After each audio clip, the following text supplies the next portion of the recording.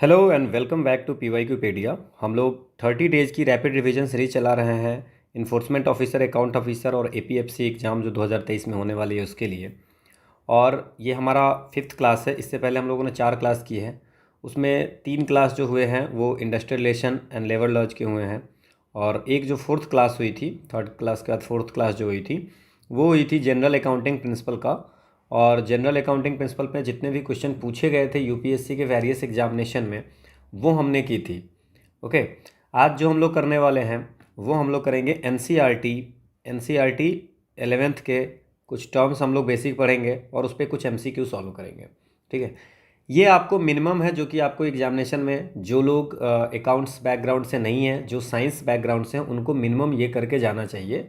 इसके बाद आपके पास टाइम है तो आप पूरा अकाउंट पढ़ लो, है ना, जो करना है करो, कोई इशू नहीं है। ठीक है, लेकिन आपको ये मिनिमम ये है कि जिससे कि आपको क्वेश्चन बन जाएंगे। और आप देखे होंगे कि क्वेश्चन पूछते हैं बेसिक चीज़ों से, ट्रायल बैलेंस क्या है, इसके बाद रियल अकाउंट, नॉमिनल अकाउंट, इन सब से क्वेश्चन पूछे गए हैं। तो वो सारी बहुत सारी डिफिनेशन तो हमने आपको करा दी है वहाँ पे पिछले क्लास में। और आज हम कुछ कुछ छोटी छोटी चीज़ें भी आपको बताएंगे जो हो सकता है कि कल मैंने नहीं बताई होगी।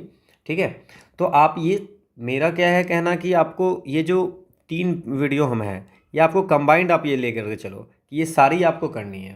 ठीक है, ऐसा नहीं कि एक वीडियो देख लिए फिर सेकंड नहीं देखनी है या थर्ड नहीं देखनी है, तभी जा कर के फ़ायदा होगा। क्योंकि मुझे पता है कि पिछले क्लास में मैंने कुछ अगर एक्सप्लेन नहीं किया होगा तो मैं आज उसको एक्सप्लेन करूँगा, जो पिछले क्लास में कर दिया होगा उसको आज नहीं करूँगा।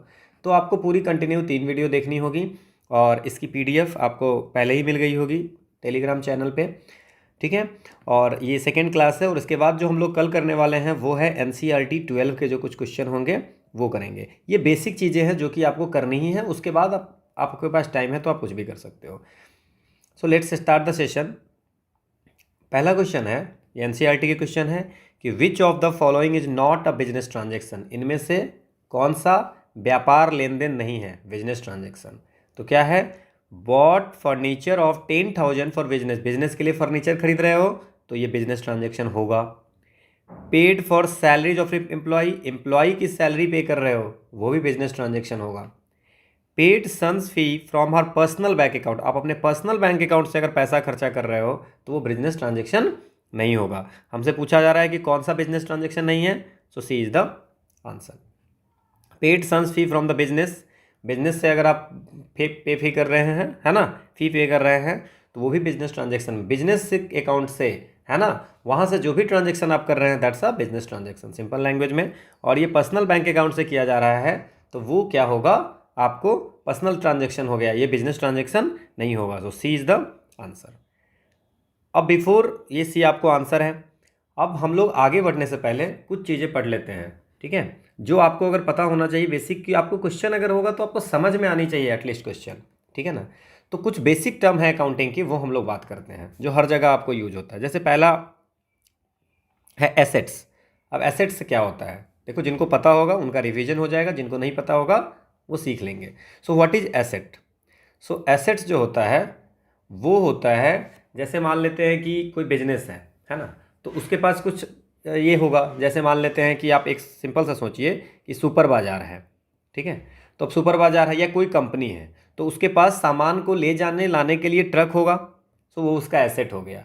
या ठीक है ना, ट्रक होगा तो वो उसका क्या हो गया, एसेट होगा जिससे वो पैसे कमाते हैं। या अगर आप बिल्डिंग होगा, है ना, तो वो क्या हो गया, कंपनी का एसेट हो गया। So assets are items of value use by business in its operation. Simple language में क्या हो गया, एसेट जो भी संपत्ति है ना, वो आपको एसेट्स हो गए। क्लियर। अब है कि लायबिलिटी, लायबिलिटीज क्या हो गया, लायबिलिटीज क्या हो गया कि जो भी पेमेंट पे करने हैं इन फ्यूचर, कभी भी उनको अगर पे करने हैं किसी बिजनेस को तो वो हो जाता है लायबिलिटी। इसको हिंदी में बोलते हैं देयताएं, है ना, एक तरह से कर्ज होता है ना। ऑब्लिगेशन दैट एन इंटरप्राइज, मतलब कोई कंपनी किसी को बाद में देगी, है ना, तो उसको बोलते हैं लायबिलिटीज। इसमें आपको करंट लायबिलिटीज बोले था कि करंट लायबिलिटी क्या होता है कि 1 साल के अंदर अगर उसको पे करना है, जैसे मैंने कुछ सामान खरीदा, ठीक है, लोन पे, और उसको विद इन अ ईयर पे करना है तो वो हो जाएगा करंट लायबिलिटीज। ठीक है, तो liabilities is a obligation, liabilities हो गई।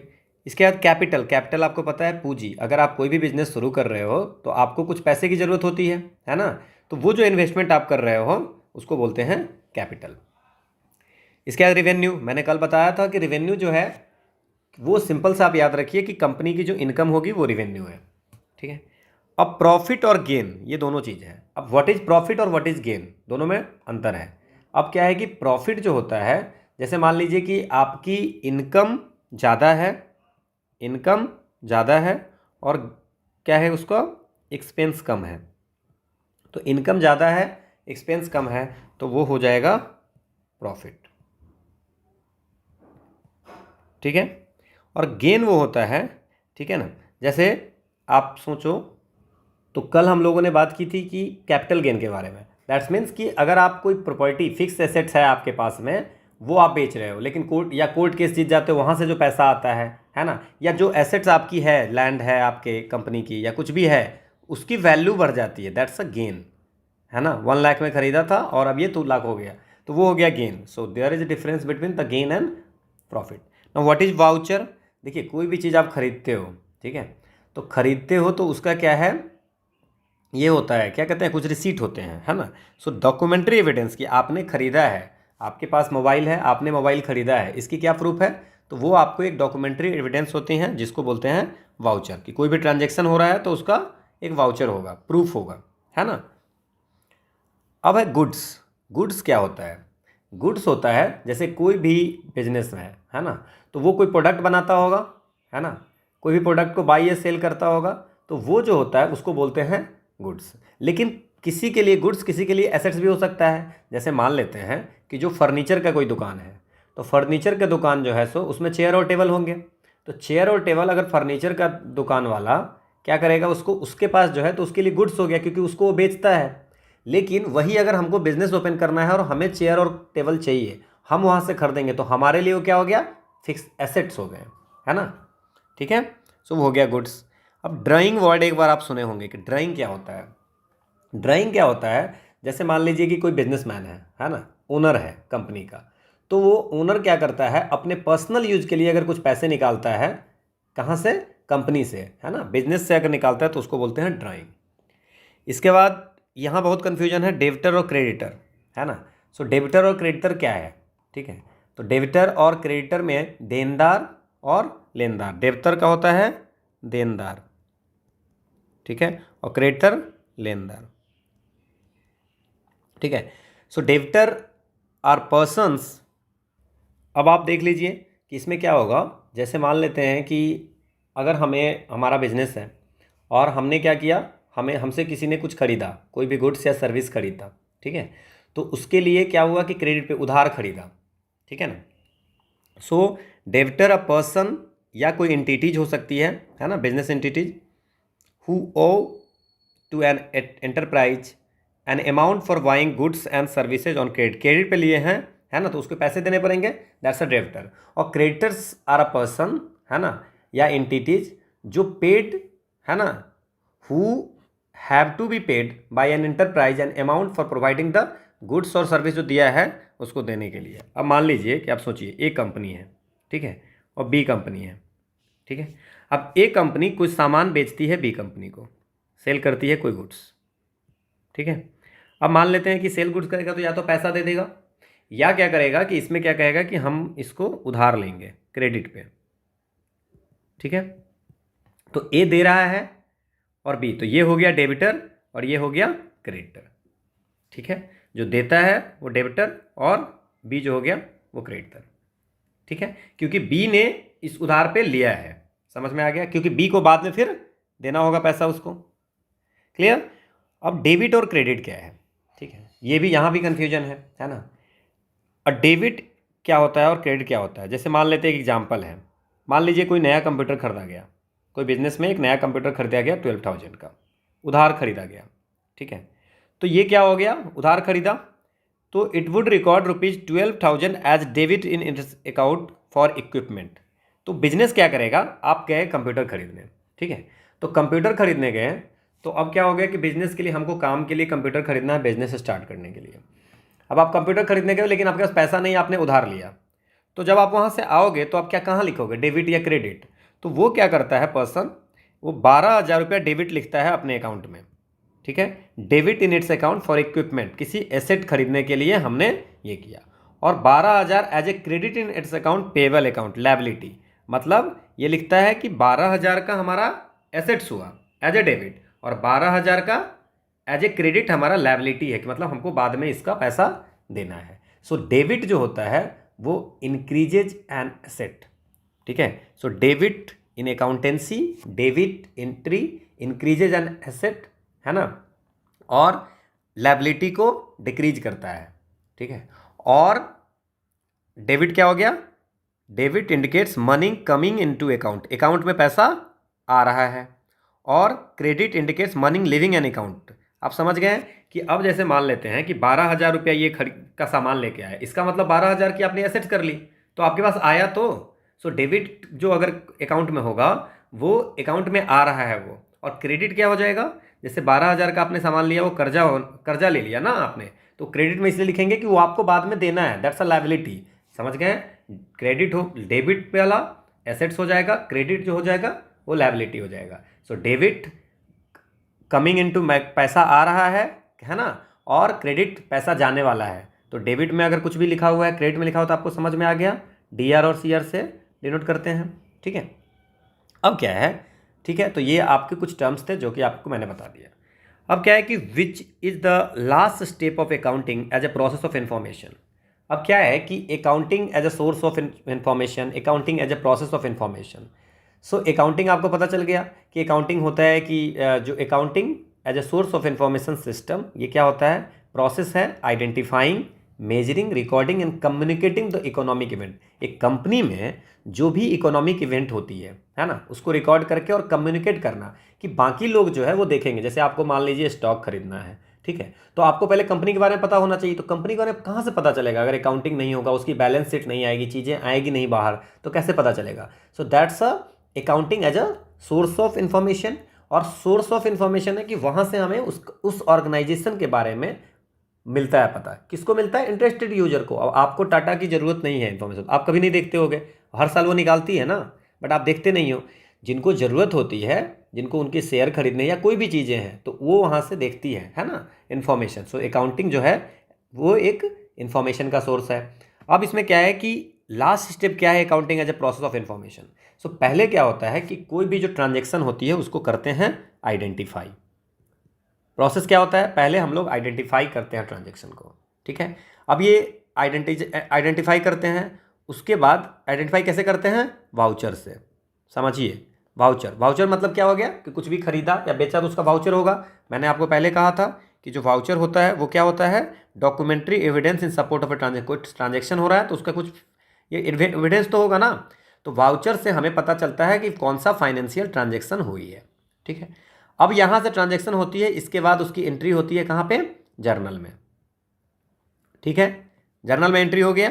अब जर्नल में एंट्री होने के बाद, जर्नल में एंट्री हो गया, इसके बाद इसको यहाँ से लेकर के इंडिविजुअल अकाउंट में डालते हैं, जिस चीज़ का है ना, यहाँ से अलग अलग अकाउंट में डालते हैं। कौन सी अकाउंट है, प्रॉफिट है, रियल, नॉमिनल, जहाँ भी है, इसको हम लोग इंडिविजुअल अकाउंट में डालते हैं। इसके बाद हम लोग बनाते हैं फाइनेंशियल स्टेटमेंट। अब जब फाइनेंशियल स्टेटमेंट बन गया है ना, तो अब इसमें फाइनेंशियल स्टेटमेंट क्या हो जाएगा, फाइनेंशियल अकाउंट में हो जाएगा, एक होता है प्रॉफिट एंड लॉस अकाउंट और एक होता है बैलेंस शीट। तो आपसे अगर पूछेगा कि फाइनेंशियल स्टेटमेंट में क्या क्या होता है, तो one is a profit loss account और एक होता है बैलेंस शीट, ठीक है। अब आप समझिए पहले क्या करना है, फाइनेंशियल ट्रांजेक्शन क्या क्या हुआ है, ठीक है, दिस इज द प्रोसेस। उसके बाद वो जर्नल में एंट्री होगी, रोज वाला जो होता है। फिर उसके बाद होता है वो वहाँ से अलग अलग अकाउंट है, जैसे सारा कुछ इसमें जनरल में एंट्री कर दी है। अब ये कैश वाला है, ये नॉमिनल है, ये रियल है, वो सारे अलग अलग जो भी मशीनरी अकाउंट है ना, तो वो सारे में कर दिए। और फिर लेजर में क्या हो गया कि सबका एक जगह है ना, सबका एक जगह करके, और इसके बाद क्या करते हैं, बनाते हैं फाइनेंशियल स्टेटमेंट। और फाइनेंशियल स्टेटमेंट में दो चीज़ें होती है, वन है जो प्रॉफिट एंड लॉस अकाउंट, एक होता है बैलेंस शीट। ये देते हैं और देन फिर कम्युनिकेट करते हैं। So this is the process कि कैसे आपको किसी के पास में इंफॉर्मेशन जाती है, ठीक है, समझ गए। सो अब इसमें लास्ट प्रोसेस जो है, so communication of the information, ठीक है, ये आपको एक्सप्लेनेशन दी हुई है। अगला क्वेश्चन है कि which qualitative characteristic of accounting information is reflected when accounting information is clearly presented. कौन सा अकाउंटिंग कॉन्सेप्ट है, कौन सी अकाउंटिंग। अब क्वालिटेटिव क्या होता है, अब आप इसमें देखिए गुणात्मक है ना, गुण क्या क्या है ना अकाउंटिंग इन्फॉर्मेशन का। तो अब इसमें क्या होता है, अकाउंटिंग अब बताया गया है कि अकाउंटिंग इन्फॉर्मेशन होना कैसा चाहिए, ठीक है। तो इसके 6 गुण, 4 गुण हैं, 4 चीज़ें हैं। One is a reliable, reliability होनी चाहिए। वन अंडरस्टैंडेबिलिटी, रिलेवेंस होना चाहिए और कंपैरेबिलिटी होनी चाहिए। अब मैं आपको समझाता हूँ सारी चीज़ें, इस पर क्वेश्चन 2-3 करेंगे हम लोग। तो क्वालिटेटिव कैरेक्टरिस्टिक अकाउंटिंग का मतलब कि कोई इन्फॉर्मेशन आप किसी को दे रहे हो तो पहली बात तो है कि वो इन्फॉर्मेशन रिलायबल होनी चाहिए, है ना, कि आपके भरोसा होना चाहिए ना उस पर, है ना, कोई एरर नहीं होना चाहिए, बायस नहीं होनी चाहिए, तभी तो आपको, तो दैट्स अ वो इन्फॉर्मेशन, अकाउंटिंग इन्फॉर्मेशन रिलायबल होना चाहिए। दूसरा क्या हुआ, रिलेवेंस होना चाहिए। अब रिलेवेंट भी होना चाहिए, है ना। अब ऐसा नहीं है कि आपको जो है कुछ भी उसमें डाल रहे हैं आप, ठीक है।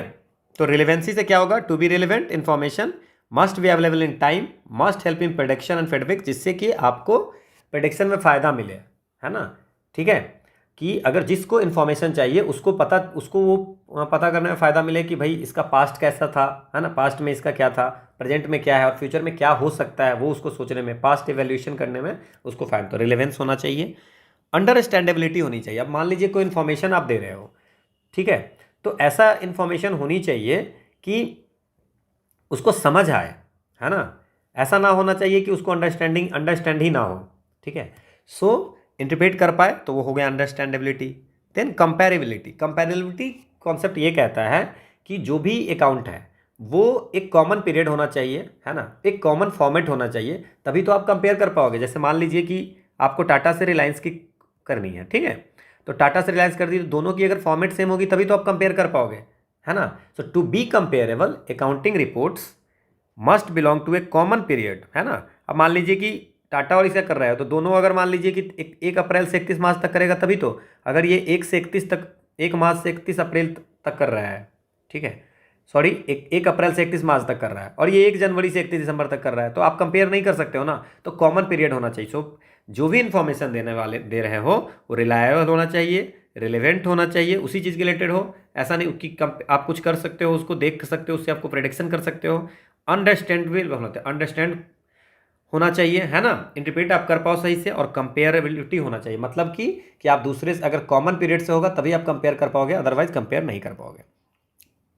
अब हमसे पूछा है कि which qualitative characteristic of accounting information is reflected when accounting information clearly presented. So clearly presented में क्या हो जाएगा, अंडरस्टैंडेबिलिटी, है ना। जब लेखांकन सूचना स्पष्ट रूप से प्रस्तुत की जाती है तो लेखांकन सूचना कौन सी गुणात्मक विशेषताएं होती है, अंडरस्टैंड, सुबोधता, है ना। सो अगर क्लियरली प्रेजेंट है तो आपको अंडरस्टैंडेबल तो तभी होगा ना जब आपको अच्छे से इंटरप्रेट कर पाओगे और जैसा है वैसा ही आप प्रेजेंट कर रहे हो, ठीक है, मतलब क्लियर है। सो दे अंडरस्टैंडेबिलिटी इज अ आंसर। अब देखिए इस पर एक और क्वेश्चन है कि use of common unit of measurement and common format, इससे क्या फायदा होता है। देखो मेजरमेंट का कॉमन यूनिट होना, सब रुपये में हो, है ना, या फॉर्मेट भी सेम होना चाहिए, ये बोलता है, तभी तो आप कंपेयर कर पाओगे। So that's the answer is comparability. अगला क्वेश्चन है कि when information about 2 different enterprises have been prepared presented in a similar manner the information exhibits the characteristic of. अगर आप सिमिलर मैनर में कर रहा है तो आपको पता है कि दोनों सिमिलर मैनर में, इंफॉर्मेशन दोनों सिमिलर मैनर में, तभी तो कंपेयर करोगे। सो आंसर क्या हो गया, कंपेरेबिलिटी। तो उसमें आंसर है नहीं, so that's a comparability. So when information about 2 different enterprises have been prepared presented in a similar manner, एक जैसा, है ना, तो कौन सा कैरेक्टरिस्टिक है, कंपेरेबिलिटी, ठीक है। सो आंसर इसमें नन ऑफ द अबव होगा। अगला क्वेश्चन है the primary qualities that makes accounting information useful for decision making. कौन सी क्वालिटी ऐसा है जो अकाउंटिंग इन्फॉर्मेशन को, आप समझ गए, अकाउंटिंग इन्फॉर्मेशन मतलब जो बिजनेस है उसकी इन्फॉर्मेशन, है ना, उसमें क्या प्रॉफिट हो रहा है, क्या लॉस हो रहा है, ठीक है ना, वो सारी चीज़ें, है ना। यूजफुल फॉर डिसीजन, कौन सी क्वालिटी ऐसा है जो अकाउंटिंग इन्फॉर्मेशन को डिसीजन मेकर्स के लिए यूजफुल बनाता है। तो आप ये समझो कंपैरेबिलिटी की सेम है, और ये कंसिस्टेंसी आपकी प्रॉपर्टी नहीं है ना, एंड रिलायबिलिटी, रिलायबल होना चाहिए और एक जैसा होना चाहिए, ठीक है, तभी आप डिसीजन लेने में सही होगा, है ना, तभी तो आप कंपेयर करोगे किसी से। So reliability and comparability is the qualities that makes accounting information useful for decision making, ठीक है। अब अगला क्वेश्चन है, during the life time of an entity accounting produce financial statement in accordance with which basic accounting concept. अब हम लोगों ने accounting concept कुछ पढ़े थे, लेकिन आज हम लोग और डिटेल में पढ़ेंगे। सो बेसिक अकाउंटिंग कॉन्सेप्ट ये है कि बेसिक एजम्पशन, अब बहुत सारी थ्योरी है ना, तो उसमें बेसिक एजम्पशन सब कौन कौन सी थ्योरी में कौन सी एजम्पशन क्या लिया गया हुआ है, ये हम लोग बात करेंगे। सिंपल सा है।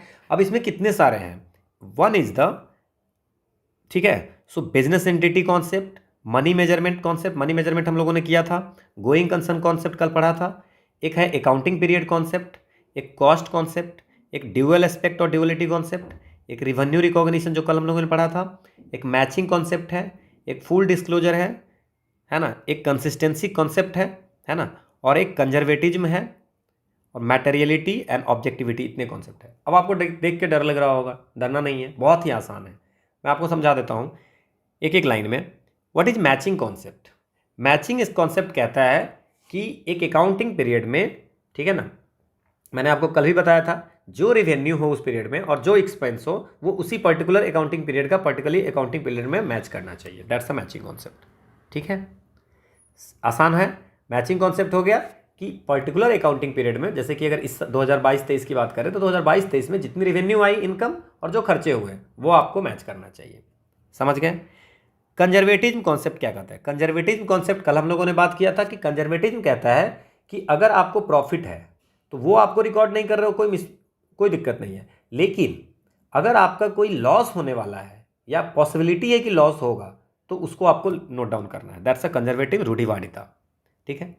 अकाउंटिंग पीरियड कॉन्सेप्ट क्या होता है? अब अकाउंटिंग पीरियड कॉन्सेप्ट होता है कि जैसे अकाउंटिंग पीरियड आप समझ गए क्या होता है, कि अकाउंटिंग पीरियड होता है एक पर्टिकुलर टाइम पीरियड जिसमें कोई कंपनी एक फाइनेंशियल स्टेटमेंट बनाती है, ठीक है। तो अब ये कॉन्सेप्ट जो होती है अकाउंटिंग पीरियड कॉन्सेप्ट, ये इसलिए होती है कि मान लेते हैं कि जो at the end of the period, accounting period के बाद में प्रॉफिट कमाया कि लॉस हुआ, क्या एसेट्स की पोजीशन है, क्या लॉस की पोजीशन है, ये सारी चीज़ें आपको पता चलता है इससे। अगर फाइनेंशियल स्टेटमेंट जो इंटरप्राइज कोई भी प्रिपेयर करता है ना अकाउंटिंग पीरियड में, तो उससे पता चलता है कि कितना फाइनल प्रॉफिट हुई है, कितनी लॉस हुई है, तो accounting. One is the full disclosure. अब फुल डिस्क्लोजर क्या है कि जितने भी मटेरियल हो, रिलेवेंट फैक्ट हो, है ना, फाइनेंशियल परफॉर्मेंस पे, वो सारी आपको डिस्क्लोज करना चाहिए कंपनी को, ये फुल डिस्क्लोजर कॉन्सेप्ट है। कंसिस्टेंसी कॉन्सेप्ट है, ये मैंने कल भी आपको बताया था कि जो भी आप फाइनेंशियल स्टेटमेंट बना रहे हो, है ना, वो आपको सेम होना चाहिए, ऐसा नहीं कि जो आज फॉलो कर रहे हैं 2 दिन में चेंज कर दिए, है ना, तो वो ऐसे ही सेम, जैसे सेम कहना चाहिए कि मान लीजिए अगर आपका कोई 2 साल का देख रहा है, 3 साल की आपकी अगर बैलेंस शीट और प्रॉफिट लॉस देख रहा है अकाउंट, तो आपको उसको कंसिस्टेंसी होनी चाहिए, सेम रहेगा एक पीरियड ऑफ टाइम। आप उसको मान लीजिए कोई स्टैट्यूटरी कुछ आ गया कि गवर्नमेंट ने बोला चेंज करने के लिए, तो आप चेंज कर सकते हो, अदरवाइज आपको उसको कंसिस्टेंसी रखना पड़ेगा, ये हमने कल बात की थी। One is the materiality concept. Materiality concept कहता है कि जो भी मैटेरियल फैक्ट्स हैं, है ना, उसको रखना चाहिए, और इमैटेरियल फैक्ट्स हैं उसको उस पर नहीं लिखना चाहिए। जो अकाउंटिंग में है मैटेरियल फैक्ट को पे फोकस करना चाहिए, ठीक है, और इमैटेरियल फैक्ट्स जो होते हैं उस पर आपको फोकस नहीं करनी है। तो ऑब्जेक्टिविटी कॉन्सेप्ट, ऑब्जेक्टिविटी कॉन्सेप्ट कहता है कि ऑब्जेक्टिव मैनर में ट्रांजैक्शन को रिकॉर्ड करना चाहिए, कोई बायसनेस नहीं होनी चाहिए। तो अब बायसनेस जो पीछे देखा था कहीं पे, वहाँ पे क्या है कि बायसनेस नहीं होना चाहिए, ठीक है। अगला है गोइंग कंसर्न कॉन्सेप्ट, जो हम लोगों ने कल बात की थी, going concern concept. Going concern concept ये एज्यूम करता है कि बिजनेस जो है सो बंद ना होने वाला है, वो चलेगा, है ना, इंडेफिनेटली। ये कभी नहीं सोच करके कोई गोइंग सोचता है कि भाई कल होकर बिजनेस बंद हो जाएगी। सो गोइंग कंसर्न कॉन्सेप्ट कहता है कि बिजनेस अभी चलेगी, इतनी जल्दी लिक्विडेट नहीं होगी, बंद नहीं होगी। One is a business entity concept. Business entity concept क्या होता है कि बिजनेस एंटिटी कॉन्सेप्ट में कहता है कि बिजनेस जो है वो एक सेपरेट एंटिटी है, ओनर जो है, अब लोग क्या लगता है कि बिजनेस और ओनर सब एक ही है, नहीं, बिजनेस एक सेपरेट चीज़ है और ओनर एक सेपरेट चीज़ है, ठीक है। सो अकाउंटिंग के पर्पस के लिए बिजनेस और ओनर को अलग अलग एंटिटी, अलग अलग चीज़ें माननी चाहिए। सो that's a business entity. One is a money measurement concept, ये हम लोग कल भी बात किए थे कि वही ट्रांजैक्शन को हम ये करेंगे, है ना, मेंशन करेंगे जो मनी के टर्म में होगा। ठीक है, so money measure cost concept होता है, कॉस्ट जितनी भी एसेट्स हैं, है ना, all assets are recorded in the book of accounts at their purchase price. जो भी प्राइस पे खरीदे गए हैं वो पूरा एसेट जो भी प्राइस पे खरीदे गए हैं वो अकाउंट में मेंशन होना चाहिए। ठीक है ना। ड्यूअल एस्पेक्ट कॉन्सेप्ट क्या होता है? ड्यूअल एस्पेक्ट पे कल शायद क्वेश्चन भी हम लोगों ने किया था ड्यूअल एस्पेक्ट कॉन्सेप्ट पे। सो ड्यूअल एस्पेक्ट जो होता है वो बेसिक प्रिंसिपल ऑफ अकाउंटेंसी है ना। इसमें क्या है कि एक बिजनेस ट्रांजेक्शन में कम से कम 2 अकाउंट होते हैं कोई भी ट्रांजेक्शन को। ठीक है, और वो जो ट्रांजेक्शन है कि हर ट्रांजेक्शन 2 जगह लिखा जाता है, एक जगह डेबिट पे एक क्रेडिट पे, है ना। तो ये आपको बोलता है ड्यूअल एस्पेक्ट कॉन्सेप्ट। ठीक है, और फंडामेंटल एक अकाउंटिंग इक्वेशन आपको पता है, asset is equal to liabilities plus capital. One last is the revenue recognition concept. So मैंने कहा था कि आपको कल बताई थी कि रिवेन्यू रिकॉग्निशन या रिवेन्यू रियलाइज या अर्न, कल बताया था मैंने। सो रिवेन्यू रिकॉग्निशन का मतलब होता है कि कोई भी बिजनेस का ट्रांजैक्शन कब पता चलेगा कि ये ट्रांजैक्शन हो गई और कब हम उसको अकाउंटिंग में डालेंगे। ठीक है, तो ये आप सिंपल सा समझ लीजिए कि रिवेन्यू तब डालेंगे जैसे मान लेते हैं जैसे ही गुड सोल्ड हो गया, गुड्स हो गया या गुड्स या सर्विस अगर सोल्ड हो गया तो हम लोग उसको अकाउंटिंग में डालेंगे।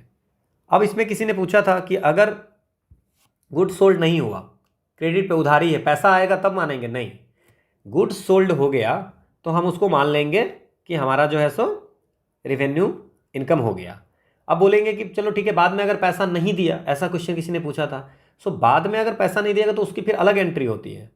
ठीक है ना, बैंक अगर लोन देती है तो प्रॉफिट के लिए देती है, बाद में आप नहीं देते हैं तो फिर वो, है ना, सस्पेंड, वो क्या कहते हैं, फिर बैड डेट में डालती है वो, है ना। सो ये हो गया। अब इसमें क्वेश्चन क्या पूछा था हमारा कि during the life time of an entity accounting produce financial statement in accordance with which basic accounting concept. कौन से अकाउंटिंग कॉन्सेप्ट के बेसिक पे, है ना, पूरे लाइफ टाइम में, किसी एंटिटी के लाइफ टाइम में, है ना, accounting produce financial statement accordance with which basic concept. पूरी लाइफ टाइम में फाइनेंशियल स्टेटमेंट तैयार की जाती है किसमें? अकाउंटिंग पीरियड कॉन्सेप्ट से, है ना, कि पूरे अकाउंटिंग पीरियड का फाइनेंशियल अकाउंट स्टेटमेंट तैयार की जाती है। अगला है कि concept that a business enterprises will not be sold or liquidated in the near future. कौन कॉन्सेप्ट कहता है कि जो बिजनेस इंटरप्राइजेज है वो नियर फ्यूचर में जल्दी से बिकेगा नहीं? तो हम लोगों ने पढ़ा था कि गोइंग कॉन्सर्न कॉन्सेप्ट कहता है कि बिजनेस वो एज्यूम करता है कि जो बिजनेस है वो will continue to carry out its operation indefinitely. ठीक है, तो गोइंग कंसर्न हो गया। अगला क्वेश्चन है the ledger folio column of a journal. अब जर्नल में एक कॉलम होता है लेजर फोलियो। अब लेजर फोलियो होता क्या है? पहले लेजर फोलियो का मतलब होता है, लेजर फोलियो में होता है कि पेज नंबर, जो लेजर अकाउंट होती है ना, उसके पेज नंबर। तो लेजर फोलियो में आप इतना याद रखें, इससे ज़्यादा दिमाग नहीं लगाना है। Record the page number of ledger account, ledger account का page number. So ledger folio refers to the page number of ledger account on which relevant account appears. ये लेजर फोलियो है, यहाँ पे पेज नंबर होता है। ये journal का format है, डेट, पर्टिकुलर्स, कितना डेबिट हुआ, कितना क्रेडिट हुआ। ठीक है, तो आप इतना याद रखिए, page number. When a entry is made in a journal, तो अगर कोई एंट्री अगर मेड होती जर्नल में होती है तो सबसे पहले क्या लिखते हैं? डेबिट या क्रेडिट? ठीक है, सबसे पहले क्या लिखेंगे? Debit. Accounts to be debited listed first. अब हम लोगों ने ये भी पढ़ा है कि डेबिट जो होता है वो लेफ्ट में होता है डीआर, और क्रेडिट जो होता है वो राइट में होता है। ठीक है, ये भी हम लोगों ने पढ़ा है कि the left side is called debit and the right side is known as credit. ठीक है, अब 2 फंडामेंटल रूल्स है जो अगर कोई चेंज करना है रिकॉर्ड तो उसमें होता है ना। Record for recording changes in assets expense losses. अगर मान लीजिए कि एसेट या एक्सपेंस में चेंज कुछ होगा, है ना, तो increase in asset is debited. Asset अगर इंक्रीज कर रहा है तो डेबिटेड, और decrease in asset is credited. ठीक है, increase in expense losses is debited, decrease in expense losses is credited. और अगर लायबिलिटीज में और कैपिटल या रिवेन्यू में अगर मान लेते हैं कि चेंज करना है, so increase in liabilities credited. अगर लायबिलिटी इंक्रीज हो गया तो क्रेडिटेड, और डिक्रीज, लायबिलिटी डिक्रीज कर रहा है तो डेबिटेड। कैपिटल अगर इंक्रीज कर रहा है तो क्रेडिटेड, और decrease in capital is debited. Capital अगर डिक्रीज कर रहा है तो डेबिटेड, हमारा घट रहा है ना एसेट।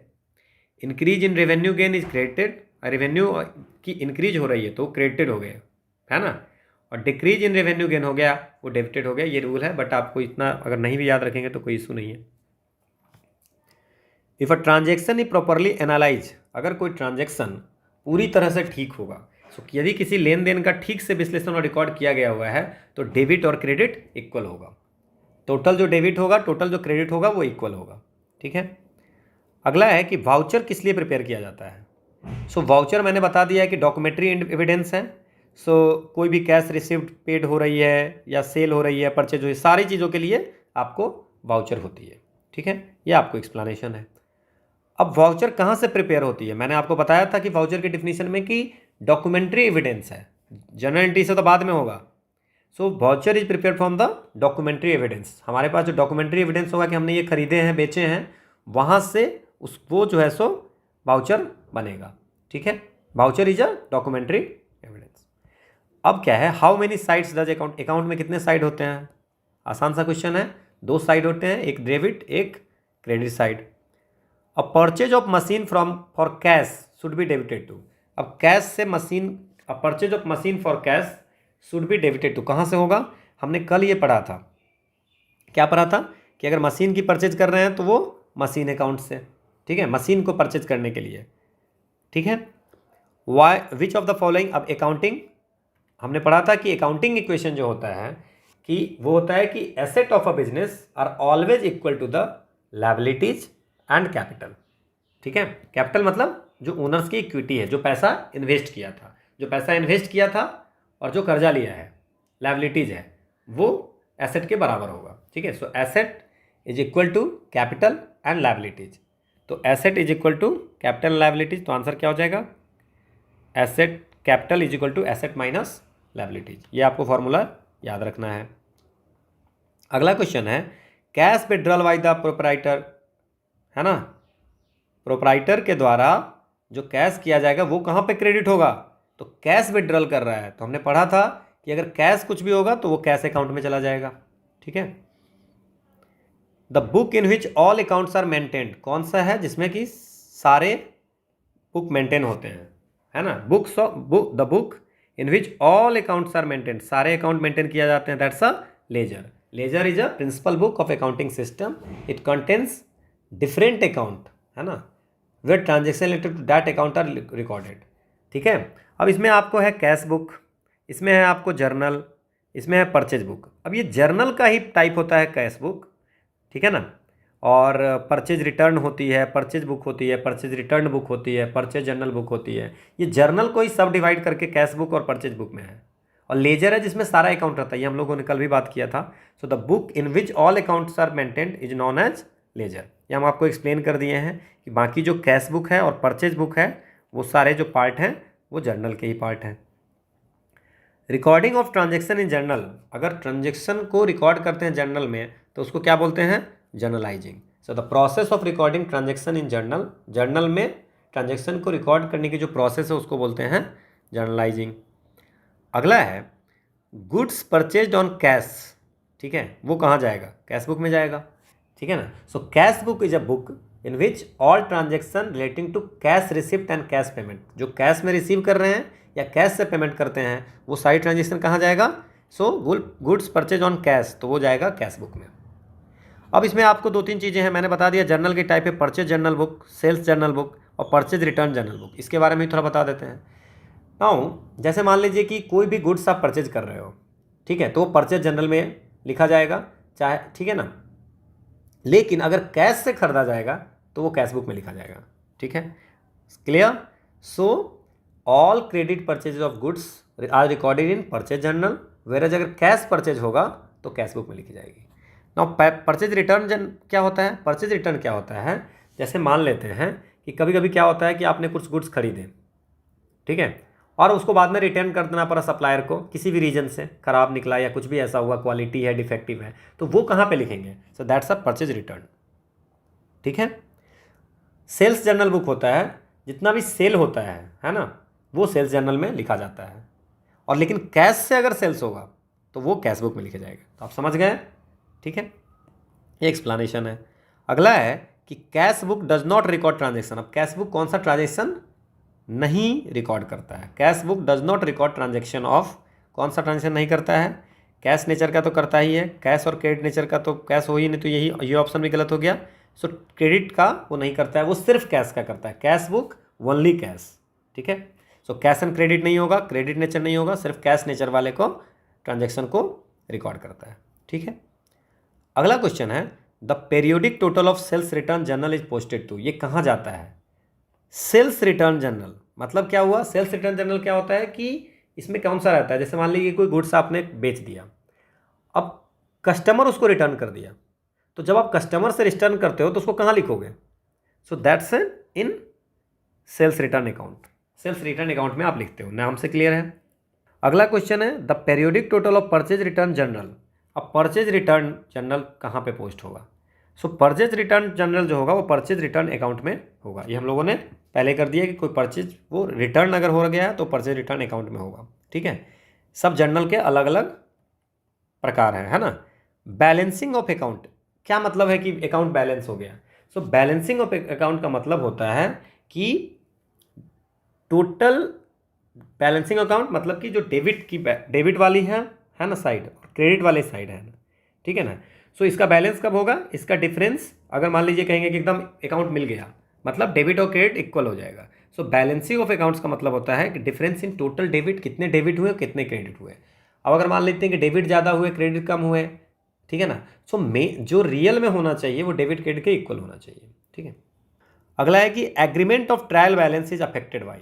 अब देखो ट्रायल बैलेंस क्या होता है, हमने कल बात की थी कि ट्रायल बैलेंस क्या होता है। जितना भी डेबिट क्रेडिट सारे अकाउंट का है लेजर में, उसको लेकर के एक जगह आपको करते हैं तो उसको होता बोलते हैं ट्रायल बैलेंस। अब ट्रायल बैलेंस के हमने पढ़े थे कि टोटल में तीन मेथड होते हैं, ये कल हम लोगों ने देखे थे। Total methods, balances methods and total comes balance method. Total come balances method. अब मान लीजिए कि ऐसा it is important for an accountant, accountant को ट्रायल बैलेंस को मिलाना चाहिए। कल एक क्वेश्चन था ट्रायल बैलेंस पे, दो क्वेश्चन थे ट्रायल बैलेंस पे। सो ऐसा होना तो चाहिए कि ट्रायल बैलेंस मिले, बट इसका ये ट्रायल बैलेंस मिलेगा इसका ये मतलब नहीं है कि वो एक्यूरेट होगा ही होगा, ठीक है। क्योंकि ट्रायल बैलेंस में दो तरह की एरर हो गई, ठीक है। एक वन साइड एरर होती है, जैसे मान लीजिए इधर डेबिट, इधर मान लीजिए कि आपने सारे डेबिट लिखे, इधर सारा क्रेडिट लिखे। अब ये मान लेते हैं कि मिल नहीं रहा है, ठीक है। तो इसका मतलब एक कहीं पे एरर है, किसी न किसी साइड में एरर है। अगर डेबिट क्रेडिट नहीं मिल रहा है तो एक साइड में एरर है। So this is one side error. अब अगर ऐसा भी हो सकता है कि दो साइड भी एरर हो सकता है। कैसे दो साइड कैसे एरर होगा? अगर मान लेते हैं कि दोनों मैच कर रहा है, मतलब डेबिट क्रेडिट इक्वल है, तो ऐसा भी तो हो सकता है ना, कि सर हमने आपकी वीडियो को लाइक किए हैं और दो बार लाइक कर दिया है ना, तो दो बार लाइक कर दिए मतलब नल हो गया, नलीफाई। वही चीज़ है कि अगर मान लीजिए कि 1,000 रुपये यहाँ ज़्यादा लिख दिए और 1,000 रुपये यहाँ कम कर दिए, मतलब दो बार गलती किए तो एक बार सही हो गया, ऐसा हो सकता है। सो टू साइडेड एरर उसको बोलते हैं। मतलब कभी कभी, इसीलिए कल का जो आंसर हमने बनाया था 2021 वाले का, उसका आंसर नो था कि कभी कभी जो है हमेशा ये मिलने की बात नहीं है। अगर आपकी दोनों मैच भी कर रही है, मैच होनी चाहिए, बट मैच हो रही है, इसका ये मतलब नहीं है कि वो सही होगा। होप आपको समझ में आ गया होगा कि दोनों तरफ आप जो स्टेटमेंट लिख रहे हो सकता है कि दोनों में ये मैच तो कर रहा है, बट दोनों में कुछ कुछ गलती कर दी हो, यहाँ 1,000 बढ़ा दिए हो, यहाँ घटा दिए हो, ठीक है। तो बैलेंस हो गया दो बार गलती करने का। सो ये हो जाएगा एग्रीमेंट टर्म से अफेक्टेड बाई, दोनों वन साइड एरर से भी होता है और टू साइडेड से भी होता है ना। तो ये आंसर हो गया। अगला है which of the following is not an error of principle. अब देखिए error of principle, error of commission, ये तीन चार चीज़ें हैं आपको, ठीक है। तो मैं आपको बता देता हूँ पहले कि क्या है। तो जितने भी एरर इसमें होते हैं, जो ट्रायल बैलेंस में जो एरर होते हैं, उसके आपको मैं बता देता हूँ कि चार तरह के होते हैं। One is error of commission. क्या होते हैं? Error of commission. अच्छा, आपको तो समझ में आ गया कि एरर कैसे होता है ट्रायल बैलेंस में। अब है एरर ऑफ ओमिशन। एक है error of principle. One is compensating error, compensating errors. अब एरर ऑफ कमीशन क्या होता है? आपने कोई ट्रांजैक्शन को गलत लिख दिया, ठीक है, या टोटल करने में गलत कर दिया, ठीक है, तो वो हो गया error of commission. Error of omission क्या होता है? कोई रिकॉर्ड, है ना, क्या इंटायरली या पूरा पार्टली वहां से ओमिट कर दिया आपने, so that's a error of omission. Error of principle बोलता है कि जो अकाउंटिंग के कुछ प्रिंसिपल है, कुछ रूल्स है, यहाँ पे ऐसे लिखना है, वहाँ पे ऐसे लिखता है, उसको अगर वायलेट कर देते हो, है ना, जो एक्सेप्टेड प्रिंसिपल है उसको इग्नोर कर देते हो, उसके कारण जो एरर आती है, तो एरर ऑफ प्रिंसिपल। और एक होता है कॉम्पेंसेटिंग एरर, जैसे two or more errors are committed in such a way that the net effect of this error, वो अभी मैंने आपको बताया था 2 बार गलती की है ना।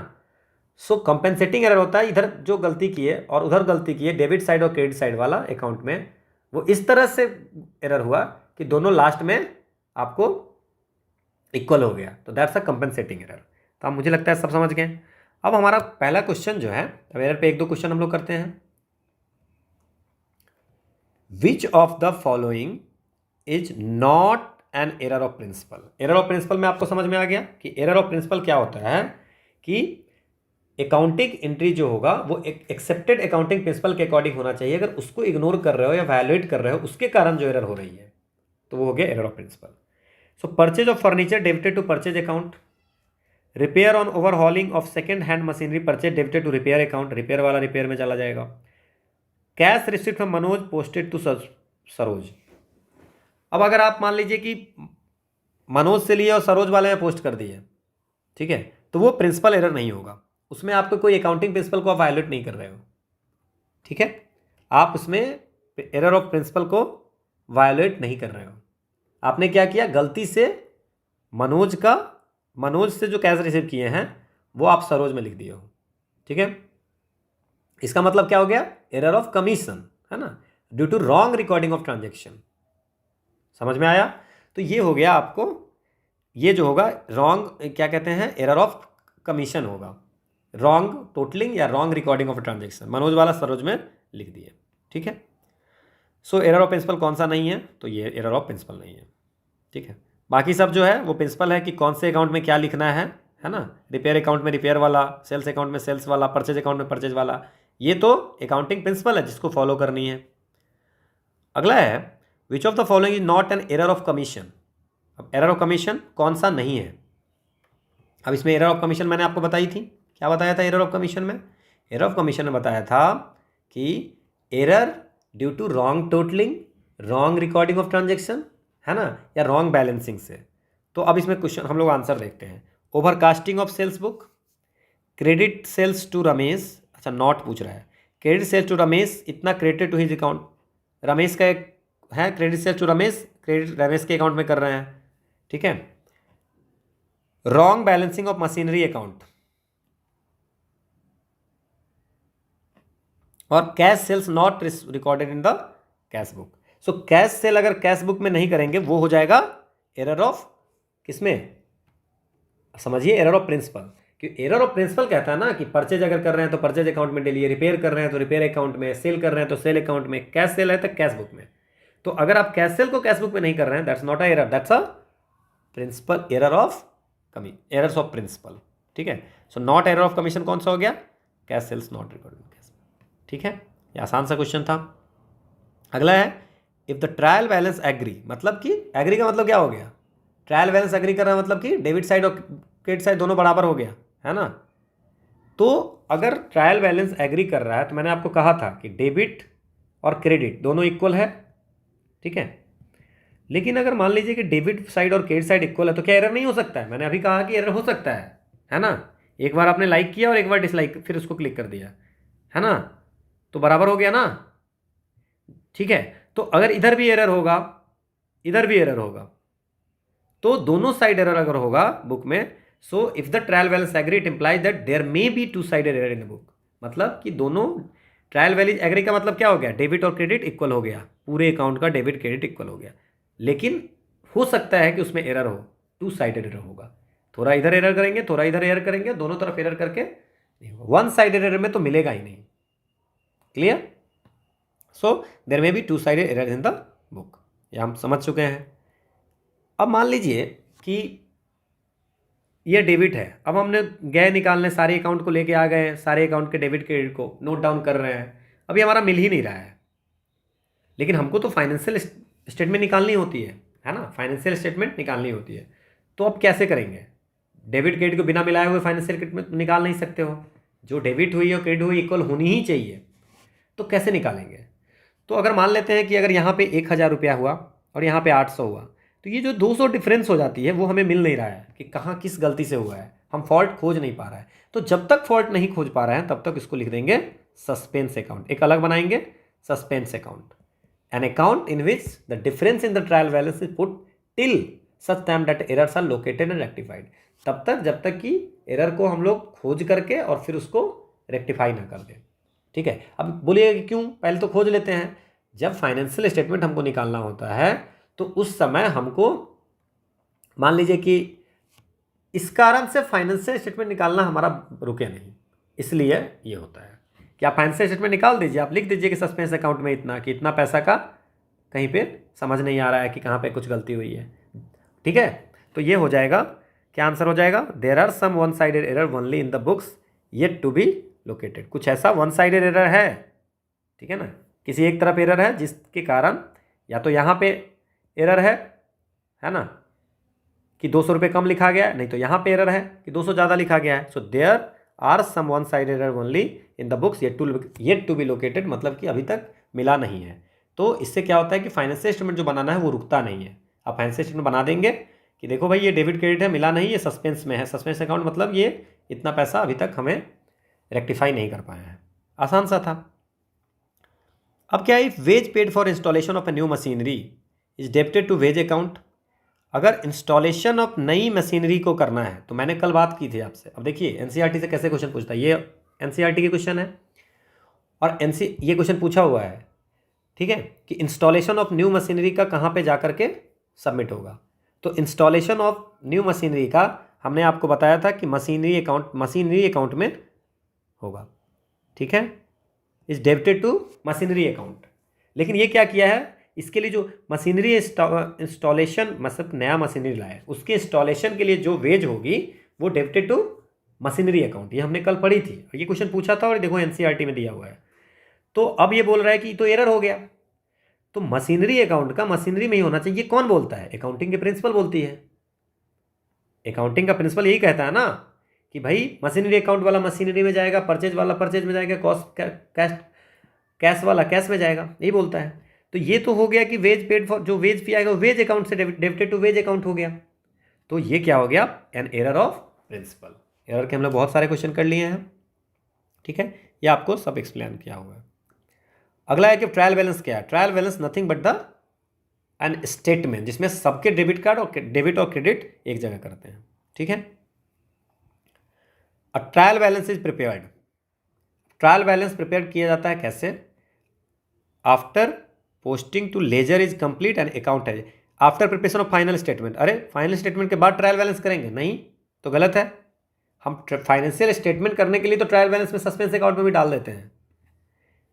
सब्सिडरी बुक में रिकॉर्ड करने के लिए या posting to ledger is complete, after posting to ledger is complete, है ना।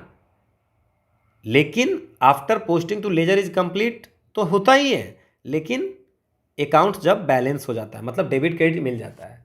अगर नहीं मिलता है तो हम सस्पेंस अकाउंट करके लेकिन मिला देते हैं, ठीक है। सो आंसर हो गया। अगला है कि द फाइनेंशियल स्टेटमेंट में क्या क्या होता है। सो फाइनेंशियल स्टेटमेंट सबसे पहला क्वेश्चन देख लीजिए, उसमें मैंने आपको बताया था कि financial statement consist the profit loss account and balance sheet. ये होता है पूरी फाइनेंशियल स्टेटमेंट में। सो द आंसर इज 2 and 3। ये हमने पहला क्वेश्चन में बताया था। अब choose the correct chronological order of ascertainment of the following profits from the profit and loss account. अब कैसे प्रॉफिट और लॉस अकाउंट में ये करते हैं। अब इसमें प्रॉफिट है, देखो मैंने कल आपको बताई थी कि ग्रॉस प्रॉफिट क्या होती है और नेट प्रॉफिट क्या होती है।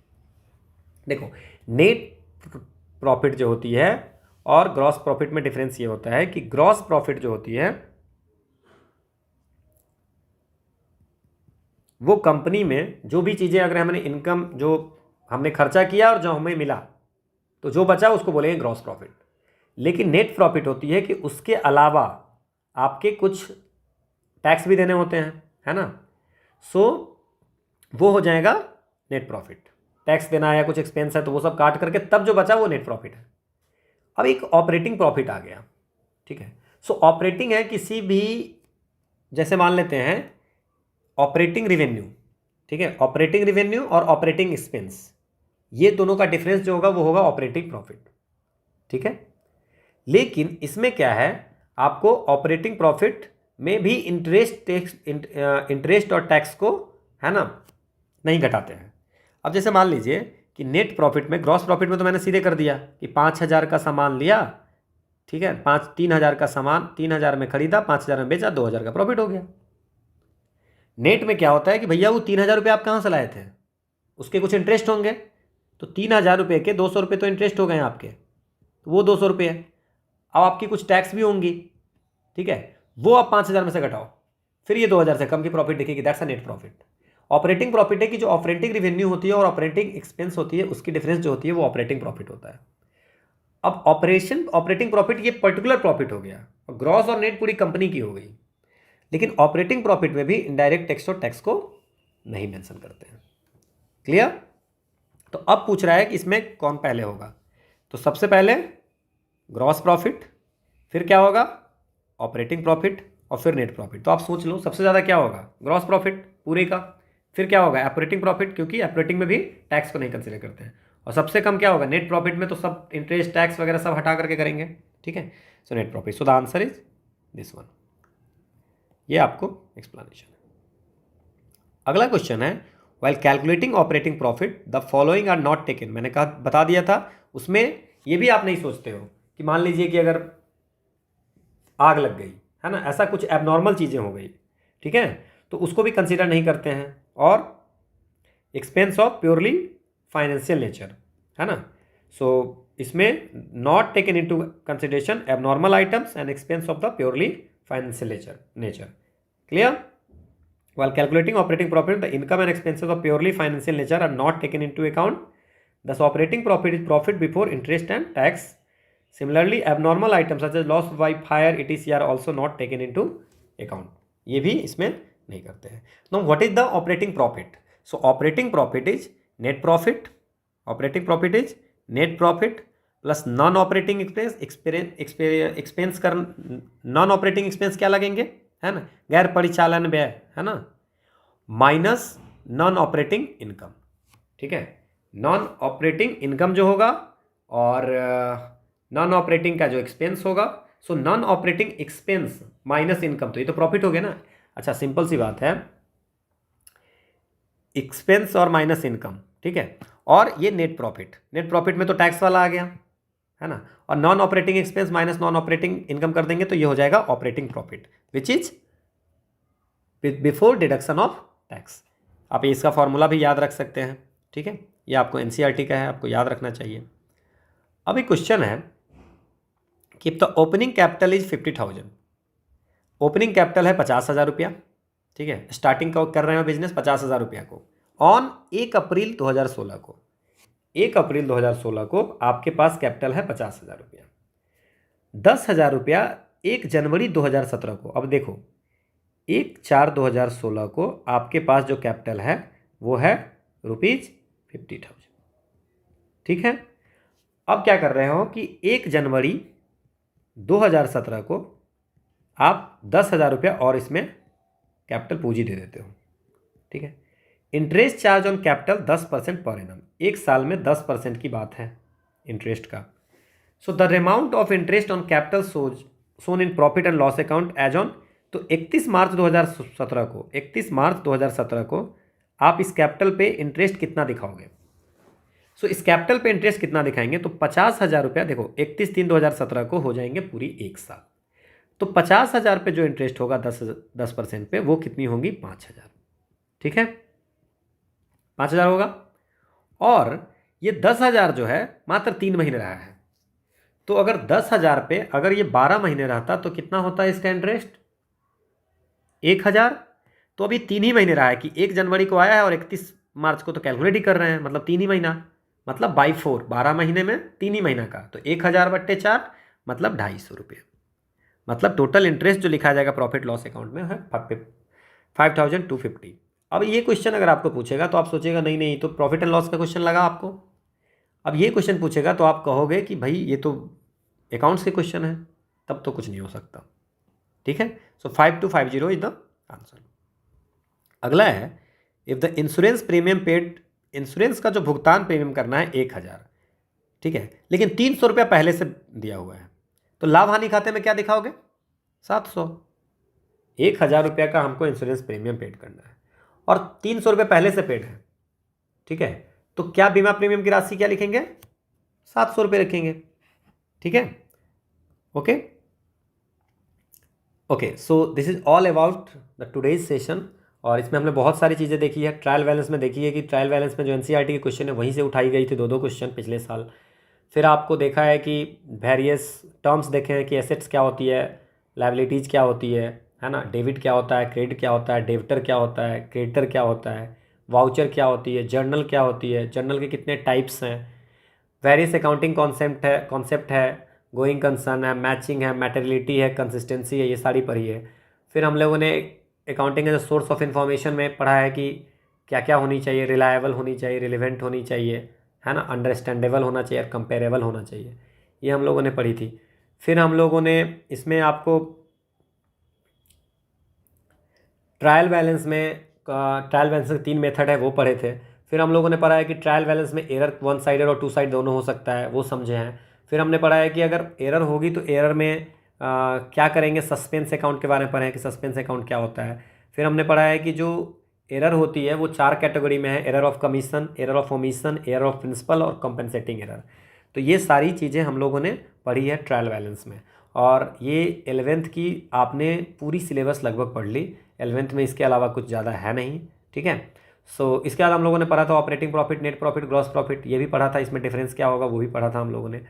फिर हम लोगों ने 1-2 न्यूमेरिकल टाइप के भी क्वेश्चन देखे हैं कि अगर उस टाइप के क्वेश्चन आए तो आप कैसे सॉल्व कर सकते हो। व्हाट आई थॉट कि दैट्स एनफ जिनके लिए जो क्या कहते हैं कि जो साइंस और आर्ट बैकग्राउंड से हैं, जिनको बहुत टाइम भी नहीं है और उनको ज़्यादा पता नहीं है, तो एटलीस्ट इतनी बेसिक होनी चाहिए, ठीक है ना। एनसीईआरटी अगर आप करके जा रहे हो तो दैट्स अ जेन्युइन सोर्स, हर जगह भी एनसीईआरटी से आप क्वेश्चन पूछे जा रहे हैं, है ना।